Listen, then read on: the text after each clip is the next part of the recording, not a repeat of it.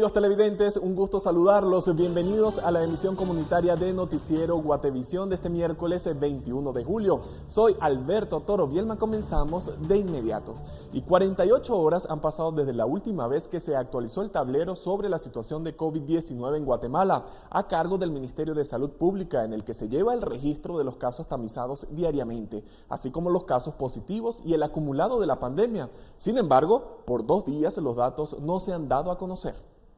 El Ministerio de Salud no ha actualizado desde el domingo 18 de julio la cantidad de casos de coronavirus que ahora hay en el país. Estos datos dejaron de darse hace 2 días, cuando las muertes por el virus estaban por llegar a las 10.000. Hasta ese día se contabilizaban 9.927 fallecidos, 334.375 casos acumulados, de los cuales 293.208 estaban recuperados, mientras que los activos llegaban a los 31.240 casos.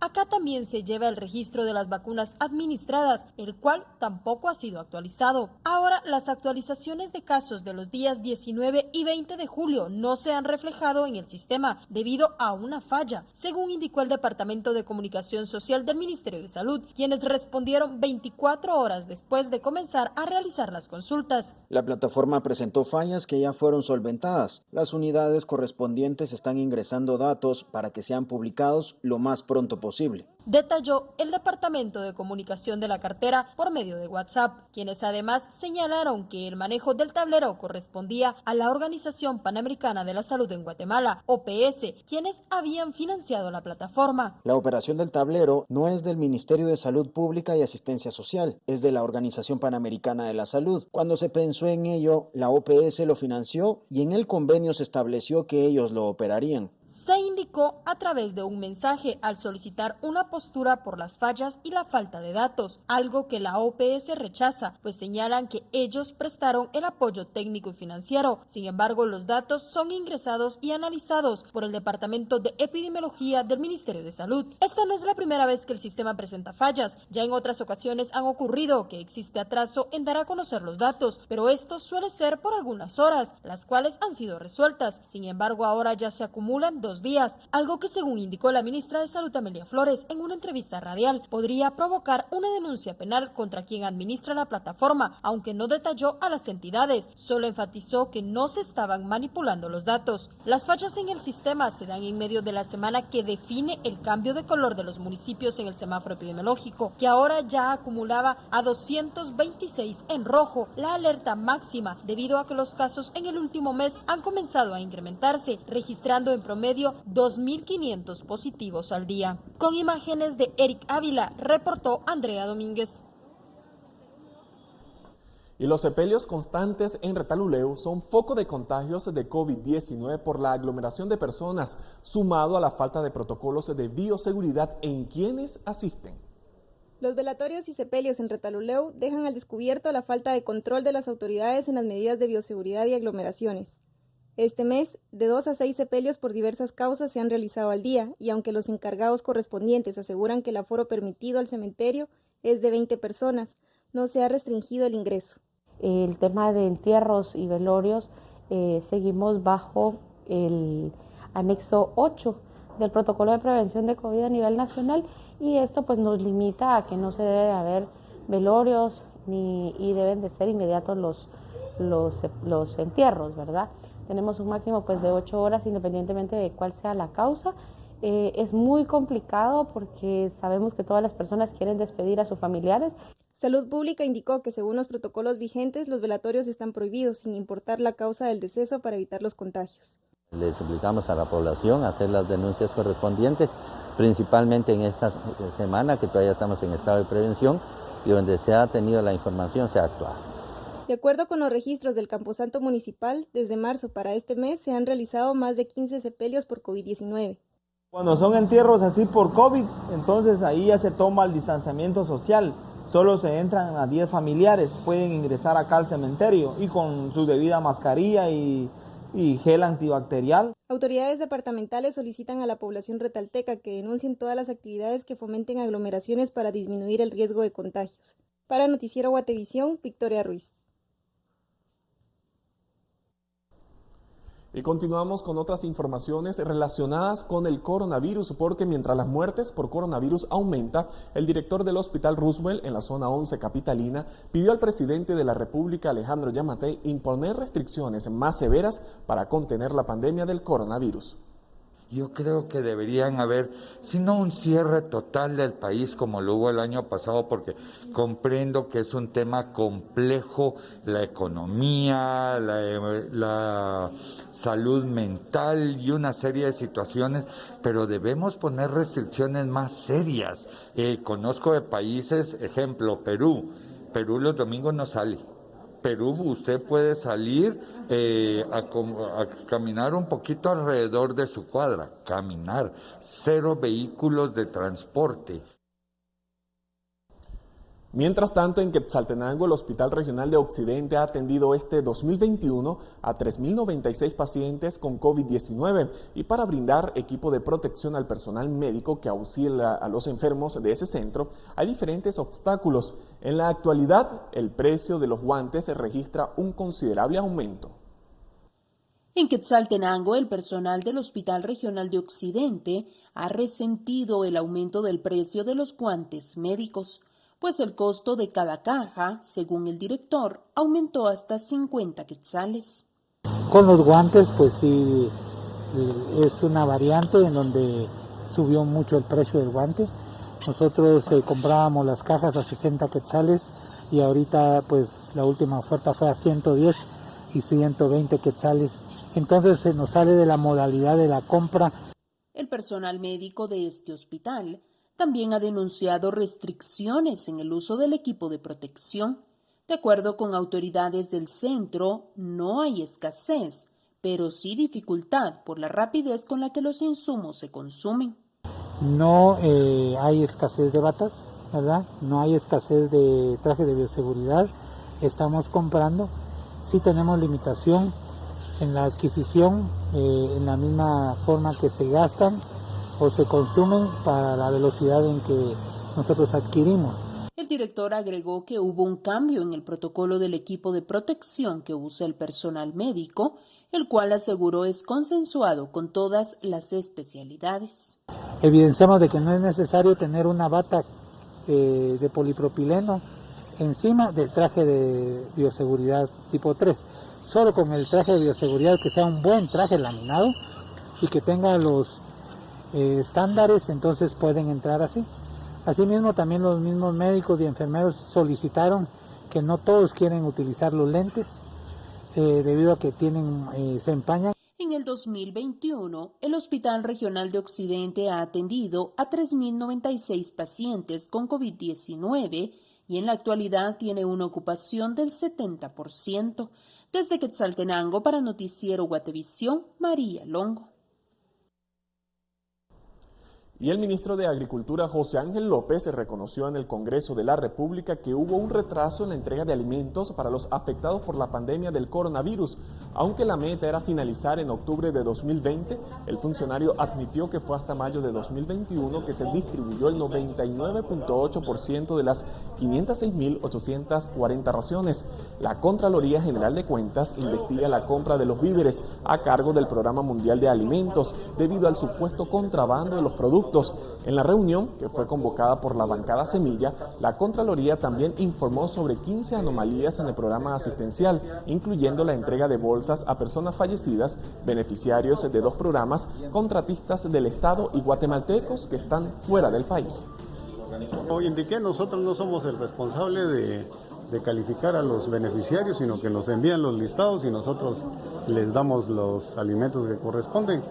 Así es que también eso hay que revisarlo, porque una cosa es hacer una aseveración y otra cosa es hacer las aclaraciones de cómo está esa situación, pero nosotros vamos a revisarlo, claro que sí.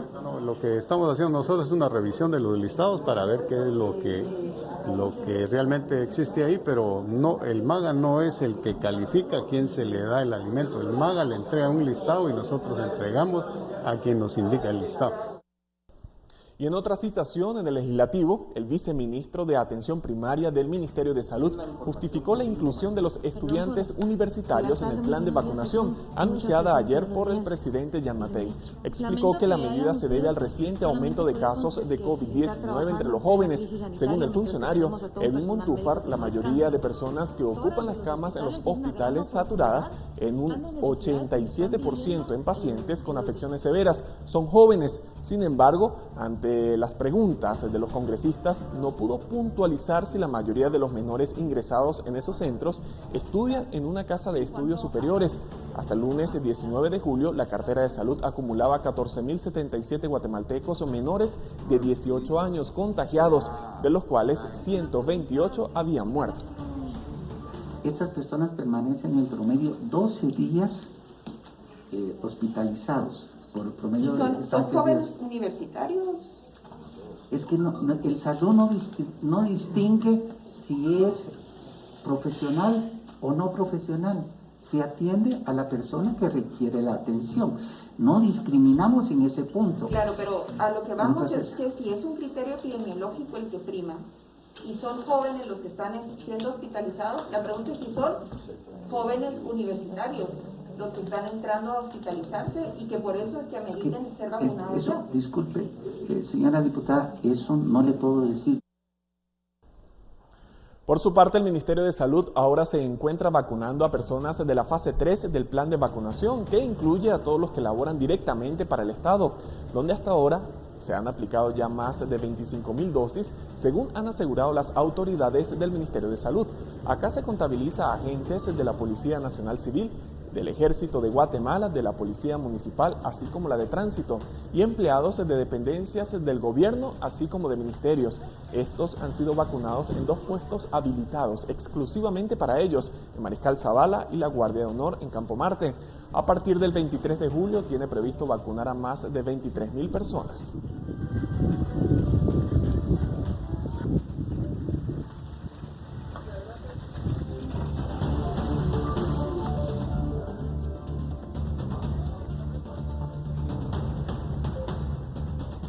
Y la gran afluencia de maestros al Instituto Guatemalteco de Seguridad Social de Quiché hace que las autoridades de ese centro asistencial soliciten que los docentes verifiquen su papelería de inscripción para evitar aglomeraciones y puedan ser atendidos. Inicialmente las autoridades del ICS de Quiché anunciaron que vacunarían a 100 maestros por día, pero fueron desbordados por la gran cantidad de docentes que llegaron al centro de vacunación, algunos sin haberse inscrito en la plataforma del Ministerio de Salud. Las autoridades de ese centro asistencial pidieron a los maestros verificar su inscripción antes de llegar a vacunarse. Lo importante sería inscribirse al portal del Ministerio de Salud para que les pueda registrar su constancia. 48 horas después pueden visitarnos a las instalaciones del ICS cuando aparezcan ya inscritos para poder ser vacunados ese mismo día. Pues solo tenemos un poquito de espera en el área destinada, únicamente que estén inscritos y ya pasan directamente por grupos de 10 a que se les administre la vacuna correspondiente. Varios docentes han sido vacunados en los centros de vacunación del área de salud, pero en Santa Cruz del Quiché y Chichicastenango se les aplica la vacuna Sputnik V y no Moderna, como en el ICS. Algunos maestros que no los ha registrado el ICS por X o Y razón, entonces se han acercado acá con nosotros para que nosotros los podamos vacunar. Primeras dosis acá en el municipio de Santa Cruz solo estamos vacunando con Sputnik. Las segundas dosis que ya teníamos nosotros de AstraZeneca las seguimos colocando en la Universidad de San Carlos, que está en la zona 2. Las autoridades de salud indicaron que en los próximos días iniciarían la vacunación en personas de 40 años en adelante, lo que saturaría aún más los centros de vacunación. Para Noticiero Guatevisión reportó Héctor Cordero. Y el Ministerio de Salud cambió la fase 13 del plan de vacunación, cuyo objetivo era disminuir el impacto socioeconómico y proteger la continuidad de los servicios básicos, el cual se dividía en 4 etapas. En la 3A estaban trabajadores de seguridad nacional que incluía la PNC, PMT, militares y personal del sistema penitenciario. Le seguía la 3B, trabajadores registrados en las municipalidades y entidades que prestan servicios esenciales de electricidad, agua, recolección de basura, aduanas y migración. En la 3C se contemplaba autoridades y demás servidores públicos del Ministerio de Educación y trabajadores de las universidades del país, así como del sector justicia. Se agregó otra subfase, la 3E, a trabajadores del sector turismo. Según resultados del Censo Nacional del Recurso Humano elaborado en 2019, hay 500 entidades del Estado, pero únicamente se obtuvo el dato de 85, donde incluían ministerios y secretarías, contabilizando solo en esas 85 a 292.753 empleados públicos. Salud hasta el momento desconoce cuántos empleados hay comprendidos en la fase 3. Y luego de que enfermos crónicos denunciaran a Guatevisión que no los vacunan pese a presentar una constancia médica, las autoridades de salud afirmaron en esta misma citación en el Congreso de la República que basta con presentar el certificado para que reciban su dosis contra el coronavirus. En pocos casos hemos tenido una respuesta positiva, ¿verdad? Registrando al paciente y vacunándolo, pero también es cierto, hay muchísimos casos en los cuales se les ha negado a nuestros pacientes la vacuna hasta el momento. Así fue como el director técnico médico de UNAERC, que atiende a enfermos renales, denunció a Guatevisión que a varios de sus pacientes les han negado su vacuna contra el coronavirus en diferentes puestos, a pesar de presentar su constancia médica. El presidente Alejandro Yamatei anunció el 31 de mayo que la inmunización a quienes tienen afecciones crónicas ya había iniciado, pero los testimonios parecen indicar lo contrario. En el Congreso, el viceministro de Hospitales no pudo puntualizar una razón de la negativa de los centros a inyectar a este grupo de guatemaltecos, que solo en UNAERC rebasa los 5,000. Ahora, si alguien tiene una comorbilidad y tiene un documento que lo respalde, lo tienen que vacunar. No hay excusa para no vacunar. ¿Por qué no se los han aceptado entonces? No lo sé, habrá que hablar con los directores del centro de vacunación, porque la instrucción es clarísima. Si yo tengo una comorbilidad, tengo cómo demostrar, me tienen que vacunar. No hay forma de no hacerlo. Para obtener un certificado y vacunarse, los enfermos crónicos deben registrar en la plataforma de la cartera de salud el número de colegiado del médico que emite la constancia, el número de la hoja membretada y la fecha de la emisión del documento. Tras reconocerle a los diputados que estos datos son difíciles de recopilar, el viceministro de Atención Primaria anunció que su cartera cambiaría los requisitos, aunque aún no definen los nuevos. Estábamos trabajando hoy en la mañana, esperamos que en el transcurso del día podamos tener lista la nueva actualización y propuesta para la venta, para ampliar esta información. Prensa Libre y Guatevisión consultaron al Ministerio de Salud cuáles son los nuevos requisitos para registrar la constancia médica, pero al cierre de la nota no hubo respuesta. Hasta el 16 de julio, la cartera solo había vacunado a 2.233 personas con enfermedades crónicas en todo el país. Hasta el 16 de julio, la cartera solo había vacunado a 2.233 personas con enfermedades crónicas en todo el país. Más de la mitad estaban en la capital. Con imágenes de María José Bonilla para Noticiero Guatevisión, Carlos Kiestelero. Y el presidente Alejandro Yamatei, en cadena nacional, y la ministra de Salud, Amelia Flores, durante la recepción de los 3 millones de vacunas donadas por Estados Unidos, hicieron un exhorto a los guatemaltecos mayores de 40 años a registrarse para obtener la vacuna contra el coronavirus, señalando que hay cerca de 1.300.000 personas aptas ya para hacerlo. Sin embargo, ahora se estima que unos 200.000 únicamente se han inscrito. Sin embargo, aquellos que han recibido por mensaje de texto para llegar por ella se topan con que los puestos de vacunación no tienen dosis. Este es el caso de Marta, una mujer de 45 años, quien estaba citada para el puesto de vacunación en Centro Norte, en la zona 18. Sin embargo, al llegar a ya no encontró vacunas. Me citaron para Centro Norte a las 12 del mediodía. Cuando llegué me dijeron que no habían vacunas. Entonces vine aquí a este lugar, aquí a la Barrera, para ver si me podían vacunar aquí y me dijeron que no, que tengo que ir al lugar donde me citaron, ¿verdad? Lo que ocasiona es, el tiempo, ¿va? Que uno pierde y el problema ese de que no hay vacunas, porque dicen que hay vacunas, pero no hay, ¿verdad? O sea, me imagino que las personas que citan deberían de tener las vacunas que citaron ese día, ¿va? Pero no hay.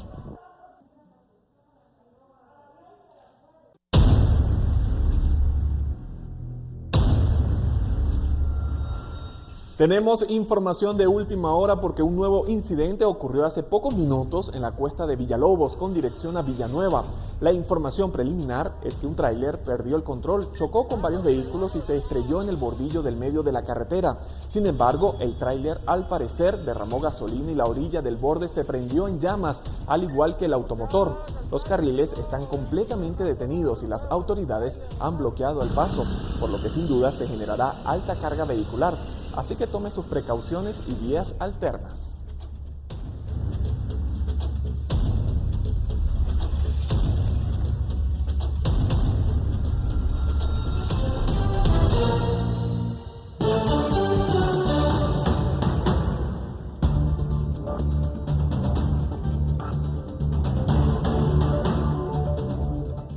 El próximo 2 de agosto es el último día para pagar el impuesto de circulación de vehículos. Hasta el momento se ha logrado llegar al 64.8% de la meta. Ya regresamos con los detalles.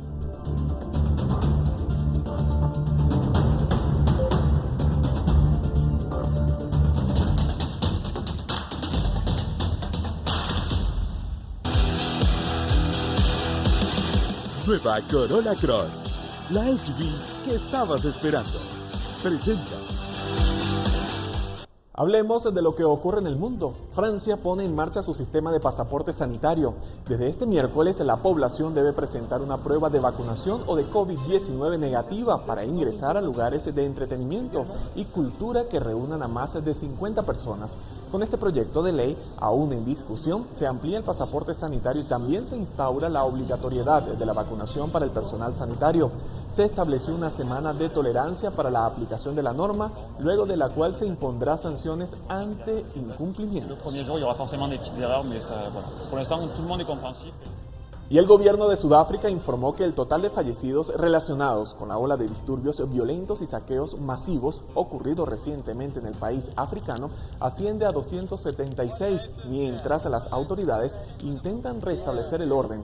El gobierno y distintos sectores sociales evalúan los millonarios daños, que incluyen daños extensos en centros comerciales, fábricas, almacenes y pequeños negocios. La oleada de incidentes violentos comenzó el pasado 9 de julio, inicialmente en forma de protestas por el encarcelamiento del expresidente Jacob Zuma. Sin embargo, el descontento social se vio alimentado por problemas como el desempleo, elevados niveles de criminalidad y malestar por la pandemia del COVID-19. Y en California y el sur de Oregon, en Estados Unidos, atraviesa por uno de los incendios más grandes registrados en la actualidad del país norteamericano. El fuego, bautizado como Bootleg, alcanzó dimensiones muy grandes y lleva ya más de 157.000 hectáreas calcinadas desde principios de julio. Las llamas han destruido 117 construcciones y más de 2.000 bomberos trabajan en el área para contener los incendios de grandes dimensiones que son capaces de afectar al clima, algo que complica todavía más las tareas de extinción. Hasta el 20 de julio se registraron 83 grandes incendios activos en la Unión Americana, mientras más de 35.000 incendios forestales han quemado más de 1 millón de hectáreas en lo que va de año. Y el Departamento de Seguridad Nacional de Estados Unidos anunció este miércoles que extenderá por un mes más las restricciones en la frontera terrestre con México y Canadá, con el objetivo de disminuir la propagación del COVID-19, incluyendo la variante Delta. En su cuenta de Twitter, la dependencia norteamericana comunicó que está en contacto con las autoridades mexicanas y canadienses para identificar en qué condiciones se podrían mitigar las restricciones de manera segura. Desde el 1 de marzo de 2020, Estados Unidos y México restringieron los viajes no esenciales en la frontera terrestre. Y la pandemia ha devastado económicamente a gran parte de la población latina de California, impactando de forma desproporcionada a las mujeres hispanas y en particular a indocumentadas. Pero numerosas organizaciones comunitarias y programas estatales y locales ayudan a muchas a entender cómo recibir apoyo y cubrir las necesidades de sus familias.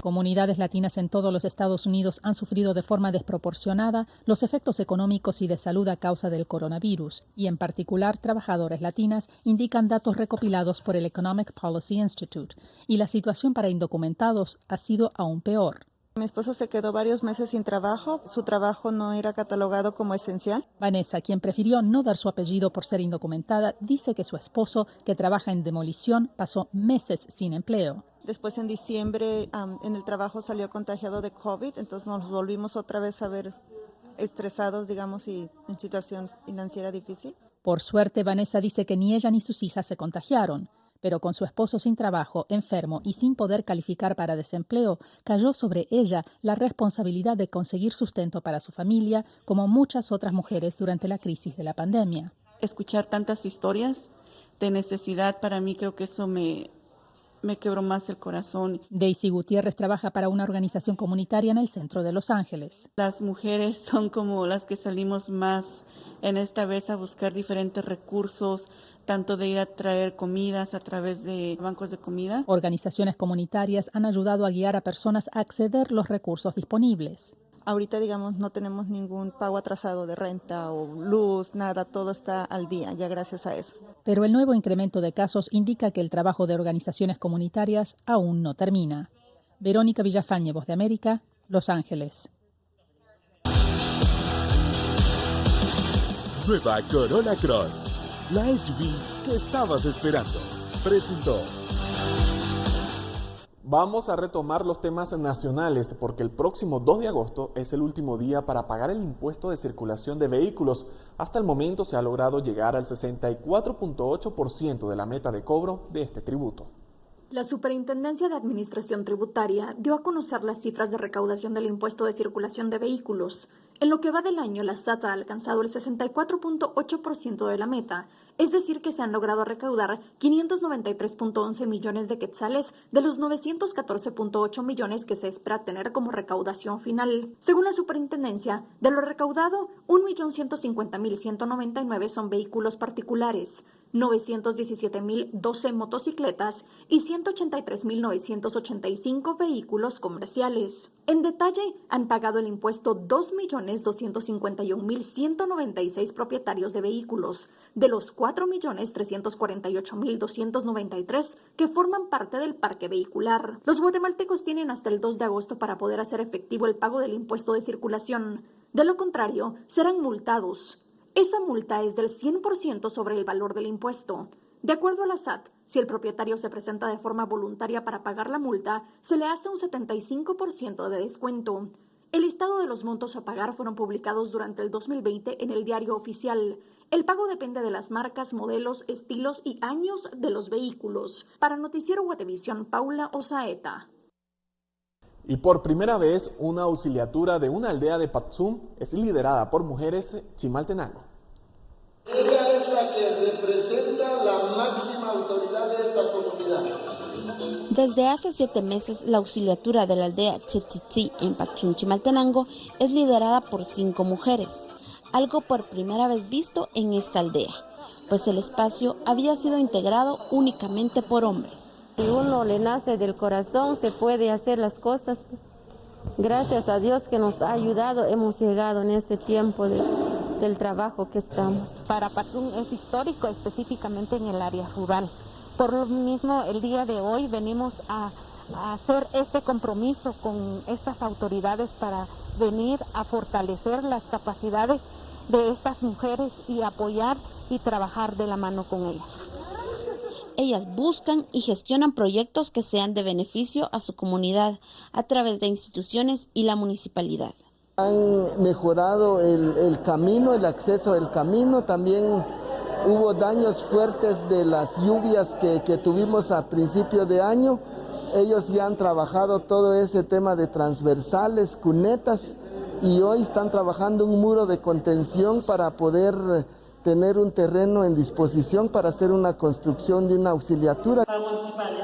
Esta auxiliatura, conformada en su mayoría por mujeres, se ha sabido ganar el respeto y admiración de su gente, pues los retos no han sido fáciles, pero el trabajo en equipo y el deseo de sacar adelante a su comunidad es más grande que todos los obstáculos. Esperemos la ayuda de Dios y la ayuda de la municipalidad, que no nos deje solo, porque aquí hay bastantes necesidades. Reportó para Noticiero Guatevisión, Emi Sánchez. Ahora llegó el momento de conocer el pronóstico del clima con nuestra compañera Pamela Valdés. Pamela, te saludamos. Buenas tardes. Muy buenas tardes, Alberto. Qué gusto saludarte a ti y a toda nuestra audiencia. Compartimos rápidamente las condiciones climáticas para las diferentes regiones de nuestro país. Iniciamos con el oriente y la costa sur, donde tenemos condiciones variadas para esta noche, principalmente cielos parcialmente nublados para la costa sur, y en el oriente actividad eléctrica sin descartar la probabilidad de alguna precipitación. A continuación, en la meseta central, incluida la ciudad capital, les compartimos las condiciones climáticas para esta noche y esperamos condiciones principales de cielos parcialmente nublados en ambas regiones, sin descartar la probabilidad de actividad eléctrica de alguna precipitación, especialmente en el occidente. Y en la franja transversal del norte, a continuación, le daremos a conocer las condiciones para esta noche. Esperamos para el departamento de Petén cielos parcialmente nublados y actividad eléctrica para Alta, Baja Verapaz y el Caribe de nuestro país. Les compartimos rápidamente las condiciones climáticas para los próximos días, específicamente en la ciudad capital. Prevalece la actividad eléctrica durante la tarde y noche para los días jueves, viernes y sábado, donde las temperaturas máximas se mantienen entre los 26 a los 27 grados centígrados. Y por último, les compartimos la salida del sol. Los primeros rayos los podremos apreciar a las 5:43 de la mañana y se ocultará a las 6:34 de la tarde. Hasta aquí yo con la información del clima. Regreso contigo, Alberto.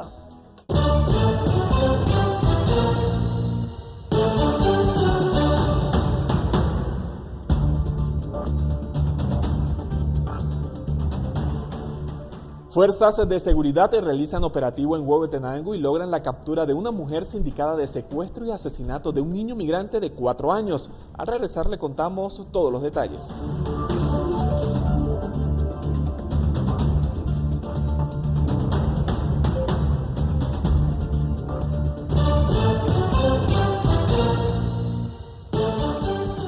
Continuamos con temas judiciales. Mónica Palacios Cano, fiscal de suspensión del Ministerio Público, fue enviada a juicio por denegación de la justicia. Según la Fiscalía Especial contra la Impunidad, la fiscal benefició a la estructura de narcotráfico Los Huistas al no presentar indicios de pruebas a los que tuvo acceso para procesar a Rosoto López, quien fue el detenido el 9 de septiembre de 2013 en Huehuetenango con 600.000 quetzales de dudosa procedencia. La Fiscalía señala que Palacios Cano omitió pruebas y Rosoto López no fue procesado. La Fiscalía pudo probar que hubo una simulación de la venta de una excavadora para justificar la procedencia del dinero. Ese timo fue aceptado por Henry Hernández, hermano de la diputada vicepresidenta del Congreso, Sofía Hernández. Henry fue condenado.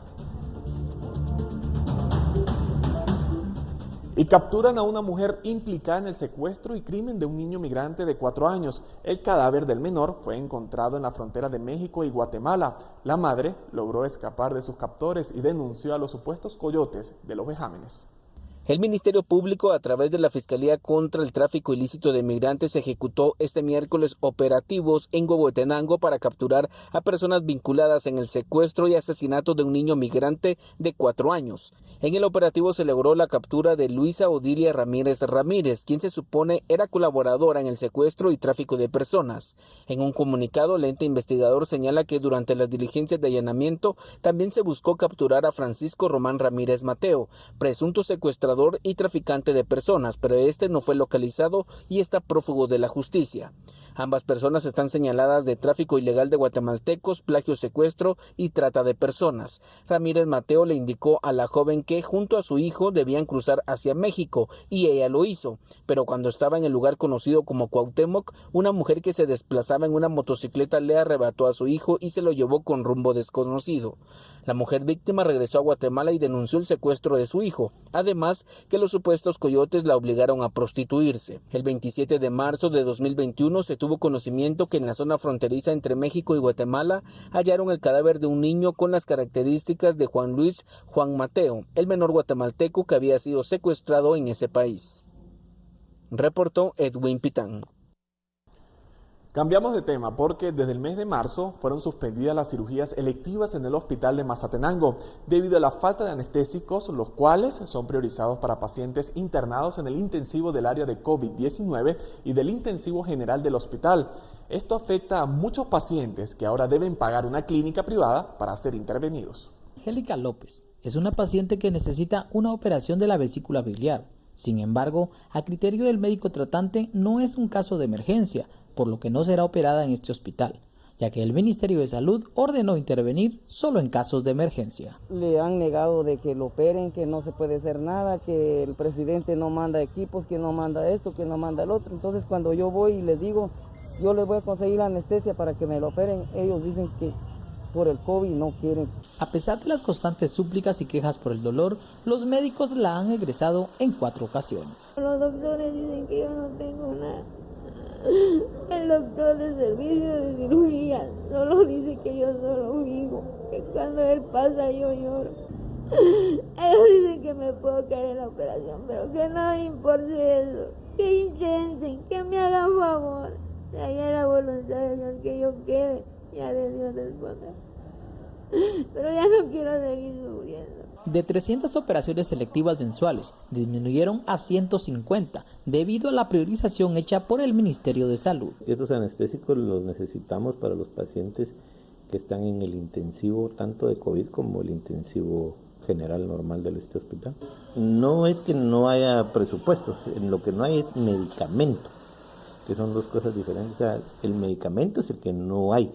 Desde Suchitepeques, para Noticiero Guatevisión, Marvin Tunches.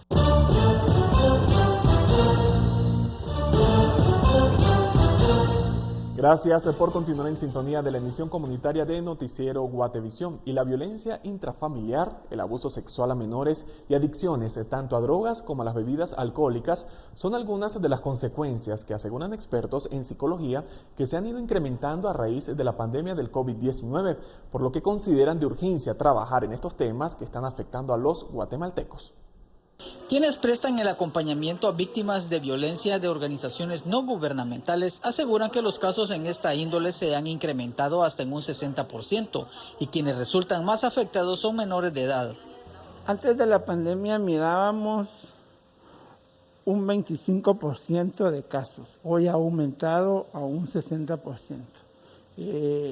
Se ha visto, trabajamos también con las víctimas.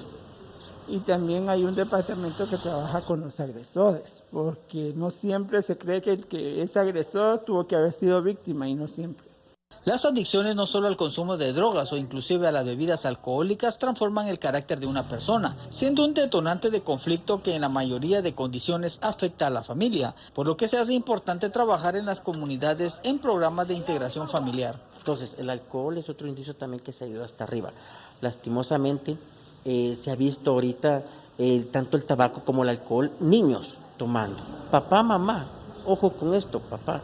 Hagan todo lo posible para que ustedes no sean unos modelos a seguir negativos. Hemos estado implementando talleres, hemos estado implementando pláticas y hemos estado dando acompañamiento a las comunidades. Hay comunidades en que, pues, fuera del casco urbano, que no están habituadas al uso de mascarilla o al lavado de manos. Para Noticiero Guatevisión, Carlos Paredes.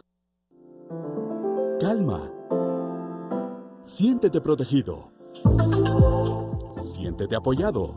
En cualquier lugar. En cualquier momento. CFS, Corredores de Seguros. Somos la buena experiencia de estar asegurado. Llegó el momento de conocer lo que nuestros televidentes nos han compartido a través de WhatsApp. Recuerde que usted también puede enviarnos sus mensajes o denuncias para Guate Reporta al 4003-3859, así que anoten ese número. Vamos con el reporte sobre la situación que a diario se registra en el transporte de pasajeros. A continuación leemos el mensaje que recibimos de un usuario del transporte colectivo. Los buses de los transportes Tropicana siguen llenando las unidades de pasajeros y sin tomarles la temperatura. Hace unos días un familiar que viaja todos los días dio positivo de coronavirus y el otro problema es que cobran 60 quetzales por el pasaje. Antes costaba 30 quetzales. Si uno reclama, lo bajan del autobús. Fue el mensaje que recibimos. Ahora vamos con otra denuncia sobre el mismo tema. El mensaje dice lo siguiente: vengo de regreso del trabajo y el transporte no respeta el aforo del 50% de pasajeros, y más ahora que estamos en estado de prevención. No hay retenes para ver el aforo en la ruta hacia San Juan, Zacatepeques, ni por la calzada San Juan, ni por la zona 19 de la Florida. Los agentes de tránsito no hacen nada. Miran las camionetas llenas y no las paran. Y Jorge Toledo se reportó de la aldea Las Palmas en Coatepeque, en Quetzaltenango. Nuestro televidente nos compartió el video de su gato, que se acostumbró a beber agua desde el grifo. El reporte da cuenta que la familia siempre está al pendiente del gato, pues cuando está cerca del lavamanos, lo ayudan a abrir el grifo para que disfrute de una hidratante bebida. Calma. Siéntete protegido. Siéntete apoyado. En cualquier lugar. En cualquier momento. CFS Corredores de Seguros. Somos la buena experiencia de estar asegurado. En otros temas nacionales, el Hospital Regional de Zacapa cuenta con personal médico e insumos limitados para la atención de pacientes con COVID-19, al punto que solo alcanzaría si el número de pacientes no incrementa. Así lo denunciaron los médicos de ese centro. Con poco personal e insumos, se encuentra el área de COVID-19 en el Hospital Regional de Zacapa, que se encargan de velar por la salud de los pacientes graves. Según estadísticas, actualmente en el centro asistencial se encuentran 9 positivos y 2 decesos. Por otro lado, el centro asistencial registra 27 casos de COVID en niños en lo que va de 2021. Cabe mencionar que sí hay 15 camas para puro COVID-19 en total, pero solo podemos tener en ventilación mecánica a 10 pacientes. Ventilación mecánica es el uso de ventilador, ¿verdad? Ya sea una ventilación invasiva, que vamos a tener un tubo dentro de la boca, o ventilación invasiva, que es tener una mascarilla que nos va a ayudar a llegar aire y mejorar la oxigenación.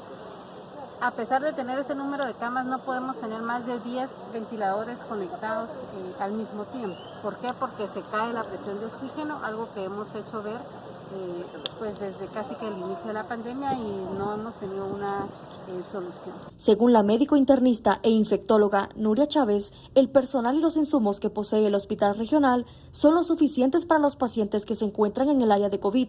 Sin embargo, el problema radica en que, si la cantidad aumenta, este colapsará y la atención no será la misma. Cuando yo me refiero a que tenemos problemas, a que yo no puedo atender más gente, no me refiero al hecho de que lo que se esté haciendo ahorita esté mal o esté limitado.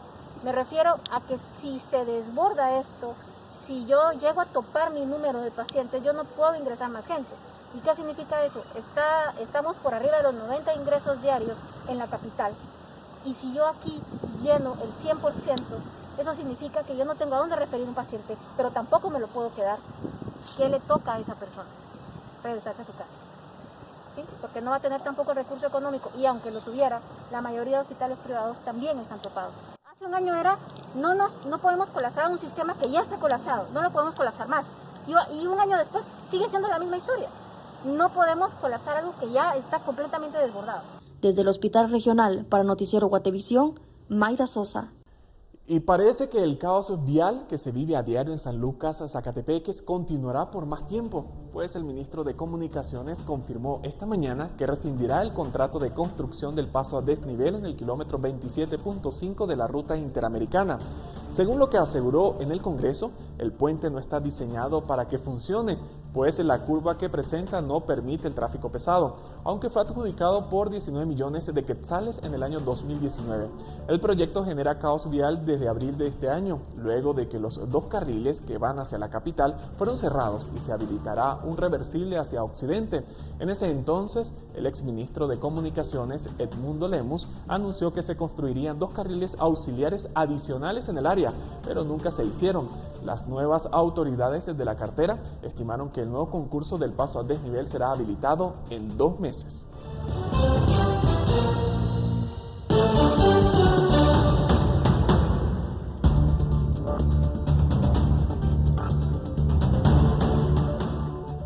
Luego de la pausa, el Perseverance se prepara para recoger las primeras muestras de la superficie de Marte, que futuras misiones se transportarán a la Tierra. Ya regresamos.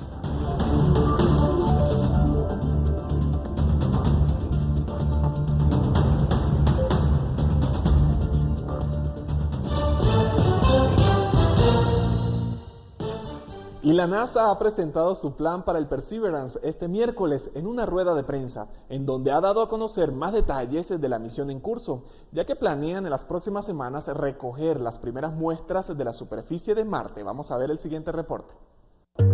En las próximas semanas, el rover Perseverance de la NASA recolectará su primera muestra de Marte, la cual será traída a la Tierra en una misión futura planificada para el año 2026. Se tratará de la primera vez que se recojan rocas marcianas para su análisis posterior en nuestro planeta. Perseverance recogerá la muestra marciana en una zona del cráter G0, lugar donde aterrizó el 18 de febrero, denominada Crater Floor Fracture Rough, algo como suelo de cráter fracturado y rugoso. Su análisis permitirá conocer mejor la historia de la zona, donde el agua esculpió canales y transportó sedimentos para formar abanicos y deltas. El lugar es por ello un buen candidato para que hubiera proliferado la vida, si es que la hubo. El rover primero tomará imágenes del lugar para que el equipo de la NASA pueda determinar el objetivo exacto a recolectar.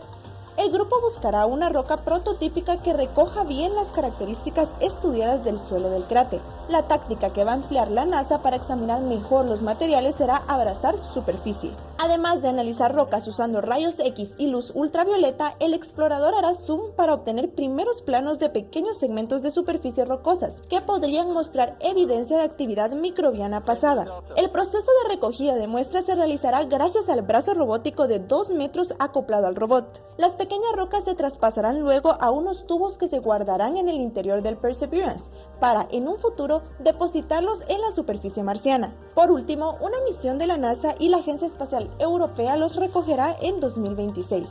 Reportó para Noticiero Guatevisión, Marjorie Corado.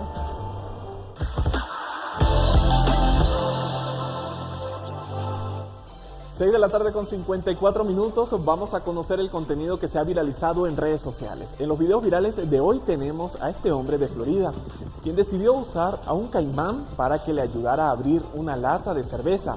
El hombre se ha hecho viral en la red social gracias a este video que ya supera el 1.000.000 de visualizaciones y que ha causado furor entre los internautas. Cuando el animal abre su mandíbula, el hombre rápidamente introduce la bebida y consigue agujerarla con sus afilados dientes.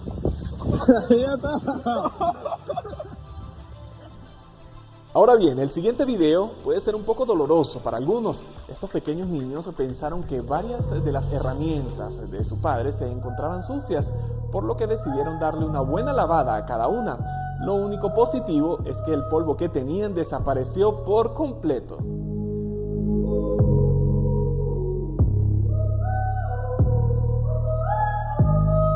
Y un ex asesor de la presidenta de Moldavia, Maya Sandu, le propinó un puñetazo en el rostro al viceministro del Interior tras intercambiar una serie de insultos durante un debate en televisión. La agresión, que fue captada por las cámaras de una transmisión en vivo, se produjo después de que el ministro insultara al ex asesor y le lanzara un vaso de agua en la cara. El ministro terminó perdiendo el conocimiento por unos minutos.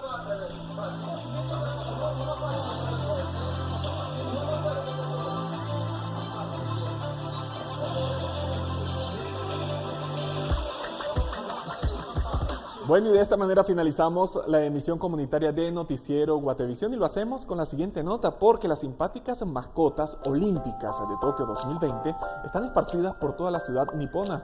Japón es conocido por tener personajes adorables con formas de mascotas que promueven todo tipo de actividad, desde las prisiones hasta la salud.